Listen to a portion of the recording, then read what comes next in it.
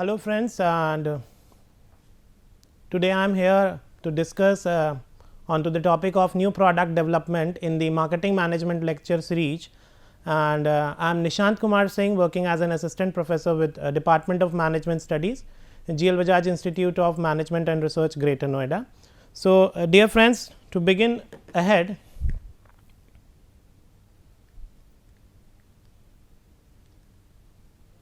let us discuss about what are the topics that we are going to cover in this particular in today's discussions. So, the topic that we are covering up is the definition, the why development of the new product is required in the market basically, and classification of the new products, new product development process, and why do new product fails basically. So, without taking much of time, let us begin with the lecture first. So, we will have a clear understanding of that what exactly the definition of the new product is. According to William J. Stanton and M. J. Elgel and B. J. Walker, defines a new product as a new product is one which is really innovative, which is significantly different from the existing and imitative product that are new to the company itself. So, that defines basically that a new product is something which has not come into the pictures beforehand and which is like new and an innovation that a company has brought into the target market basically. Coming to the next slide, that why development of the new product, that why exactly organizations are needing to have a new product basically. To understand that, let us have a look at the presentation first basically, that organization are needing new product because for a larger, faster and a sustained growth rate of the organization. If the organization are looking forward for a sustainable and long term existence into the market, they need to have a new products that are coming up, that those new products should be the one which is filling the gaps of the needs requirement, which is the changing need requirements of the consumers basically. Now, the next one is for filling the company's strategic planning gap. Suppose if a company is looking forward for having a certain more strategic advantage into the market, to get that particular advantage, sometimes the company needs to have a more innovative products, and that is why a company needs to have a new products. It reflects the value the organization wish to portray. It talks about the value proposition which an organization is trying to convey about the organization through its products and offering into the market, and that can only be done like as we can see an example of Apple that we have, that every time Apple comes up with something very new, innovative quality features every time. So, that is how the Apple is trying to portray about its innovative ideas through its offering in the form of the Apple products basically. For generating new profits, maybe the new product may be something which has not come before into the existence, maybe that may be addressing to the pressing needs of the target market consumer, and that is why the organization needs to get a new product so that they can generate more of profits to meet the customer needs and expectations as already discussed, because a product is something which has offered and developed, they come into the existence just because of there is a need and expectation and demand for that particular product into the market. To overcome the competition, maybe just to overcome the competition basically, that is why we are coming up with a new product, or any organization is coming up with a new product. That may be one of the clear agenda for it. And last but not the least is just to combat with the environmental threats that are there. A company might be coming up with a new product with a notion that the company is trying to identify if they do not change their product, if they do not upgrade their product, if they do not innovate in their process of development basically, they are not going to be in the market and they are not going to survive in the market, and that becomes very imperative for them to develop the products in the most informed way. So, let us come to the next slide. Now, this is just a very small and a brief classification of what exactly a new product is basically. According to Booz, Allen and Hamilton has classified it as the products that are new, new products could be new to the world products. That means that kind of product which has never been into existence in the past itself. So, that means a very innovation that has happened, and that is why that product is called as a new product, and they are innovative products basically. New to the product line, what it talks about that basically, that there is already a set an array of product line which is available into the market about that particular company, but this company is adding a more product in that particular existing product line. That is the purpose basically. Now, the next one is addition to the existing product line. A new product line or supplement a company's established product line. For instance, McDonald's introduced Pudina flavored burger for Indian consumers. That means they already had a certain burgers over there into the array, but to add to the Indian flavor industry, to the taste to the Indian flavor consumers basically, they have come up with a new flavored product into their existing product line. Then improvement and revision, that means product is there, but the companies have modified and upgraded it, that kind of a product, that is why it called as a new product basically. Repositioning existing products can be targeted to a new market or a new segment basically. For example, Sahara Airline in the past has is revising in the fares to target the railway AC and airfares or AC 3 tiers passengers. They are just doing it because they can target to the new customers, those who are not their existing customers basically. The another one could be, the last one is could be the cost reduction. A new product may be developed that provides a similar performance at a lower cost. The mobile service providers may be coming up, as we can take an example like Airtel, Reliance, or the players that are there into this telecom industry. They are coming up with like new offers in terms of the recharges, so that even they can get into the more and more customers or into the more customer, they are not into their existing customer base basically. New development process, that is a complete set and array of process that a new product development process incorporates into. That starts with idea generation, idea screening, concept development and testing, marketing strategic development, business analysis, product development, market testing, and commercializations. So, we will take them one by one. The first and the foremost step of any new product development process is that there has to be an idea generation basically. Idea generation is a systematic and is a continuous process to tap to the new opportunities for the new products development, because unless and until there is no idea that has like popped up into the mind of the professionals in the organization basically, then nothing can be conceptualized thereafter.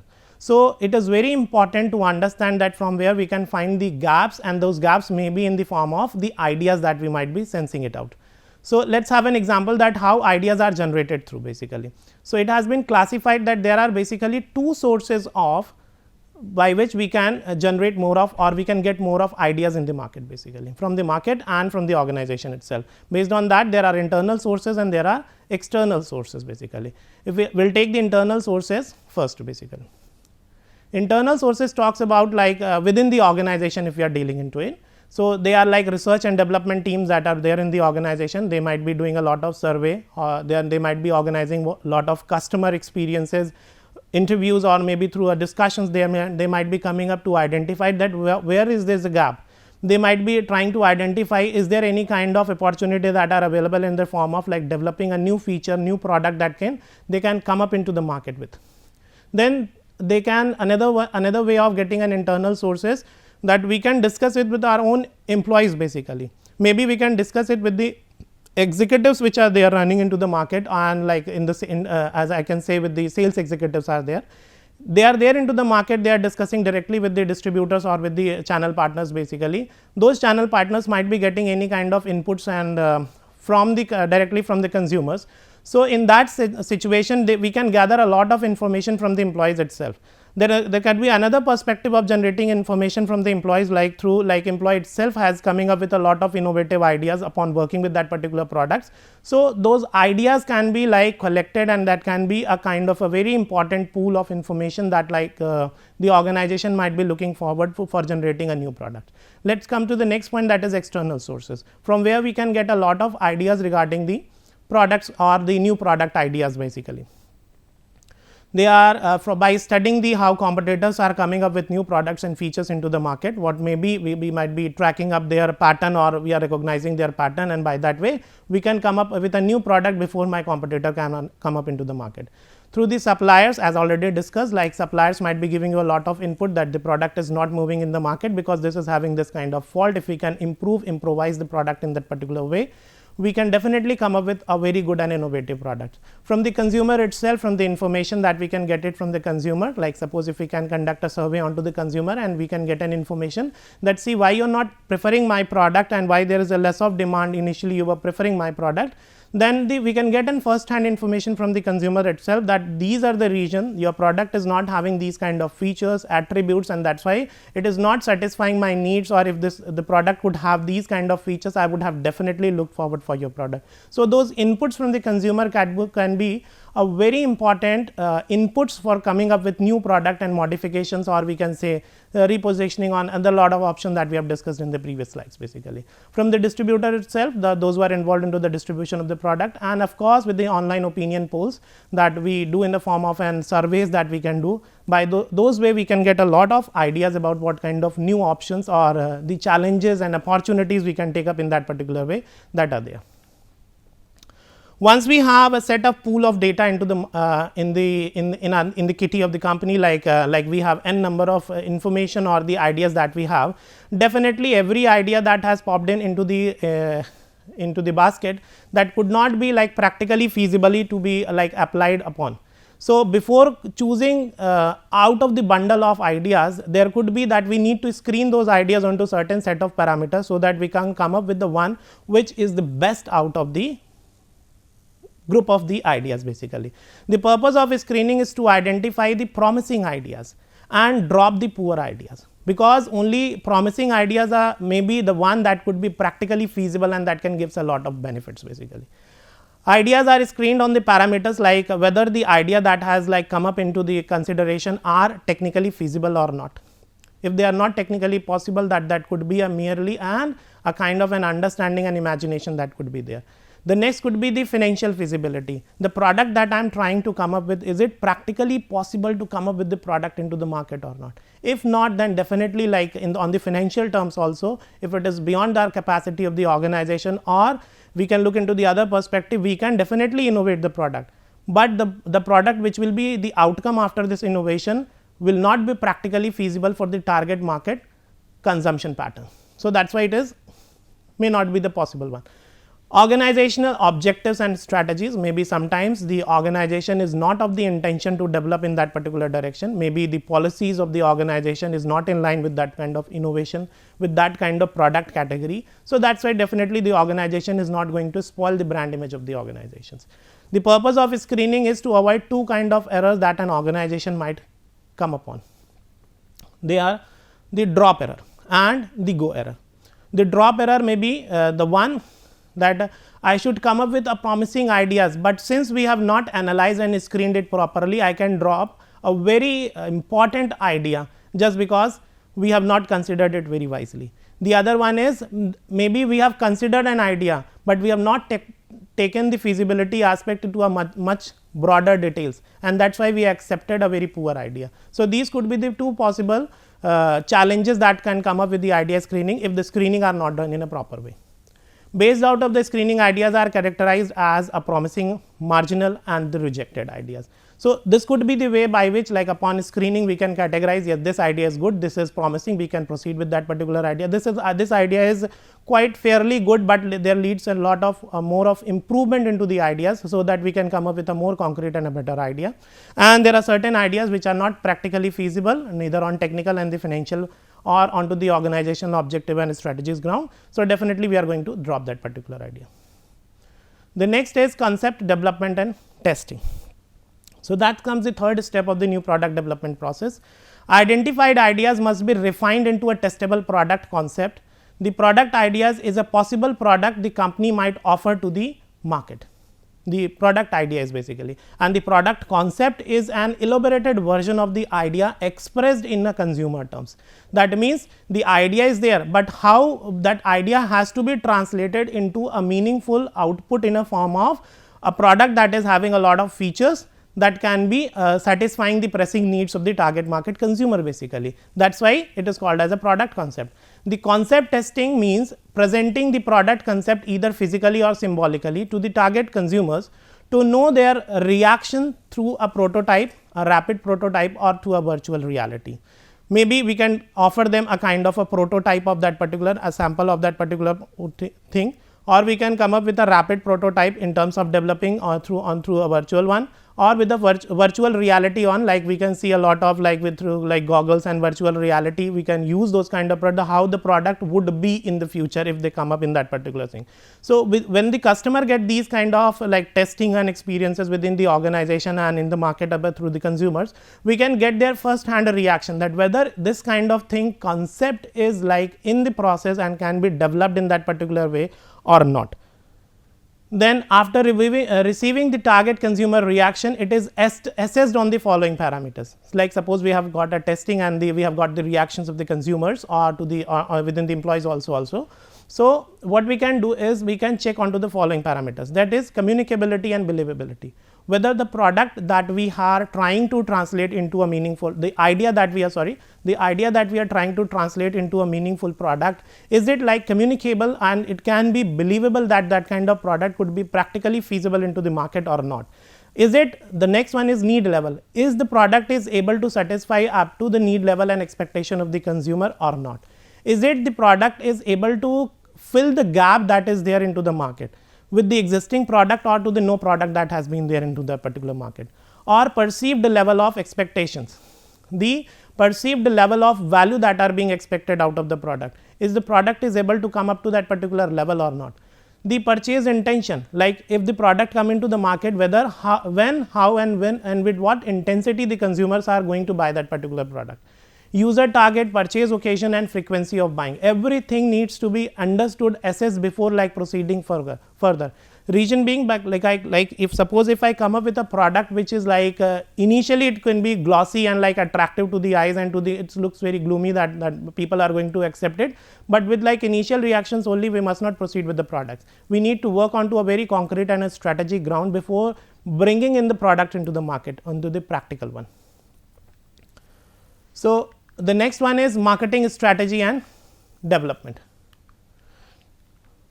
So the next one is marketing strategy development. After successful concept test, the product managers will develop an initial 3-level strategy to introduce the product into the market. That means now the concept is practically feasible into the market, we can go ahead with that particular kind of concept. Like before going into the market, basically the organization, the product managers will develop a detailed strategy about that particular product before it initially comes into the market. Basically they will talk about into the 3 broader areas. The target market, the product manager will define the target market, its size and structure and behavior, basically how the products are to be brand positioned, the sales that are expected, the market share that we are going to expect into the in the coming 1 year, and the profit expected in the first year. That everything has to be very brief and in a detailed way are going to be outlined before the product is actually being manufactured. The planning, the planned price, distribution strategy, the marketing budget for the first year, that also has to be very clearly discussed about that particular product before it actually comes into the market. Reason being, if I can outline and portray the things in a very organized way, definitely it is going to benefit to implement this strategy in the most organized way. The marketing strategy plan describes the long run sales, the profit goals and the marketing mix strategy that we are going to have after in a coming time over a period of time. Basically this defines these strategies are meant with an intention that definitely if the things are organized, if the planning of the product implementation has been done in the most organized way, it is going to give a lot of benefits to the organization on a longer run. Now, the next one is business analysis. After management develops the product concept and the marketing strategy, it can evaluate the proposal's business attractiveness, that how much the proposal is actually attractive onto the grounds and parameters of in terms of business perspective. Basically it estimates the total sales of the product that we are expecting, the first time sale, the replacement sale and the repeat sales. That means if the people are, is it the people are going to initially buy it or people are going to buy it again and again and the things like that. We are also not only going to get only the rosy pictures of what is going to the inflow of the funds. Definitely we are need to assess the expenses that we are going to incur in terms of bringing in that particular product into the market. So, estimating the cost and the profit by the R&D that we are going to incur, on the manufacturing that we are going to invest, on the marketing and the finance department. So, everything has to be calculated so that we can get a very clear picture and understanding that how exactly the product is going to give us in terms of the profit and the loss basically. What is going to come in terms of in terms of monetary aspects into black and white, so that then only we can calculate that whether is still on the grounds of the idea is good, but whether it is going to give a benefit to the organization on the financial parameters or not. If not, then definitely we need to drop that particular idea. So we can look into this particular perspective that yes, everything is being considered over here as a very important aspect, like before bringing in the actual product into the market basically.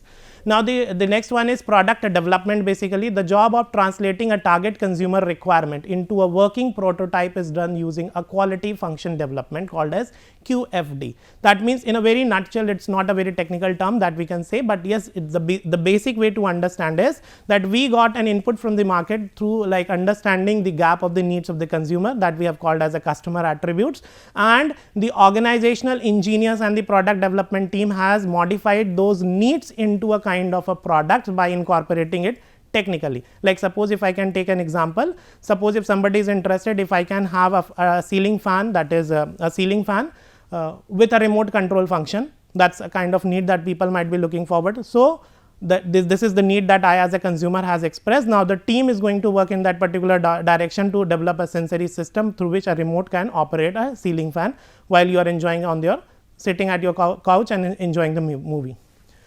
It takes after this a physical prototype is developed. Once this has been like I said, a physical prototype is being developed that carries the desired attributes in it. The developed prototype is tested for the functional of the and the customer test before it is available in the market. So it is being again tested, the prototype that has been developed. So there are two type of testing that are done. The one is alpha testing, which is a testing which is done within the organization, and then after receiving the comments, after refinement, the prototype is tested by the customer to know their reaction about the first hand prototype that has been developed, and that is called as beta testing. Now once the product has been developed, a prototype has been developed, now there is a concept of market testing. After the basic test, the company is now ready to put the products with the name, logo and packaging and go into the market. Now what we can do is a sales wave research basically. A sales wave research talks about like what we are going to give a lot of inputs onto the areas like how the sales wave research is being done.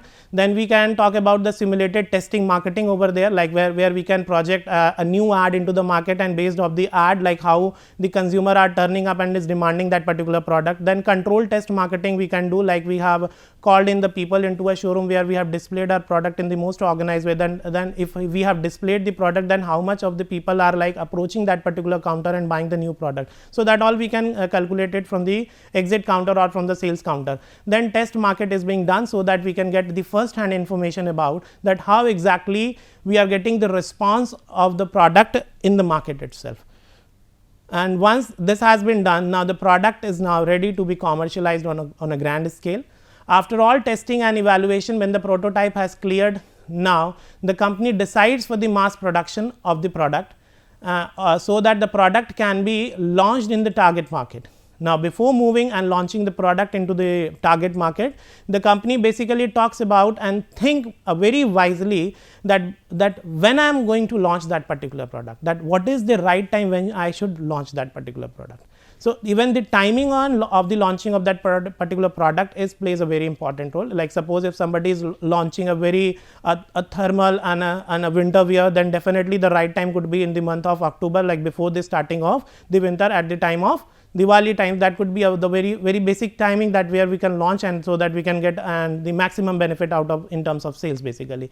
Where to launch? Like suppose if a product which is like woolens are required, so definitely it is not required into the southern India, like we can take an example, because that is a less cooler place that in throughout the year basically. So definitely there could be a demand of the products of like woolen and winter wears basically into the northern region, where there is a heavy winter season that we can experience around the in the month of winters basically. To whom the target market prospect, to who all are my target market, so that we can understand that particular thing. Now how to launch, like what is the introductory market strategy, that how am I going to introduce my product.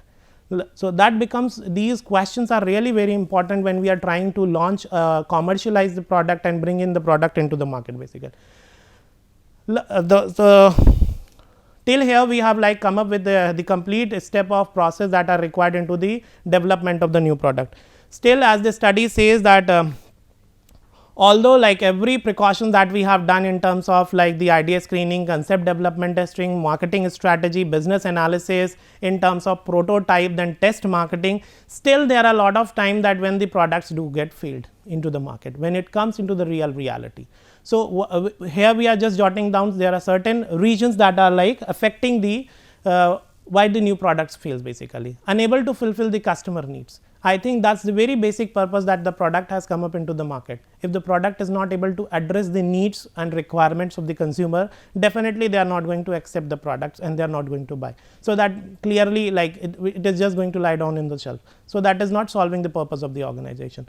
When the capital shortage, like maybe the company has started up initially, but it requires a lot of fund, maybe we are not able to understand in terms of the business analysis and profit and loss calculation. So if we have committed a mistake, maybe the new product fails into the market. The social, economic and the government constraint that might be there.